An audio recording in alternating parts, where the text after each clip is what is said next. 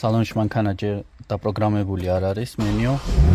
როგორც ხედავთ, მხოლოდ ეს მხარე მუშაობს, ხოლო აქეთ მხარე არაფერი არ მუშაობს, პარკინგები არ მუშაობს, კამერა არ მუშაობს, საერთოდ არაფერი არ მუშაობს.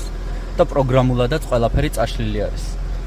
ამიტომ ეხლა უნდა დავაპროგრამოთ, დაპროგრამება დაახლოებით 20 წუთს წაგვართმევს. დაპროგრამება ხდება აუცილებლად კაბელის მეშვეობით, რადგანაც Bluetooth-მა კონტაქტი არ დაკარგოს დაპროგრამების დროს, თორემ მთლიან პროგრამა წაგვეშლება. ასევე დაპროგრამების დროს აუცილებელი არის, რომ დენის წყარო შეერთებული გქონდეთ ავტომობილზე, წინააღმდეგ შემთხვევაში ვერ დააპროგრამებთ.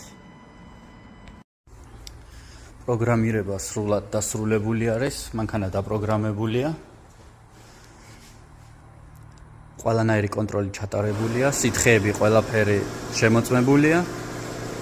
შეუძლია პატრონს წაიყვანოს გასუფთავების და გაწმენდის შემდეგ და 2000 კილომეტრის გავლის შემდეგ ისევ მოვა ავტომობილი კონტროლზე, ხოლო 2000 კილომეტრის გავლის შემდეგ ეგრეთ წოდებულ აპკატკას, რასაც ვეძახით, როდესაც გაივლის, შემდეგ სრულ საბრძოლო რეჟიმში შეიძლება გამოიყენოს სრული დატვირთვით.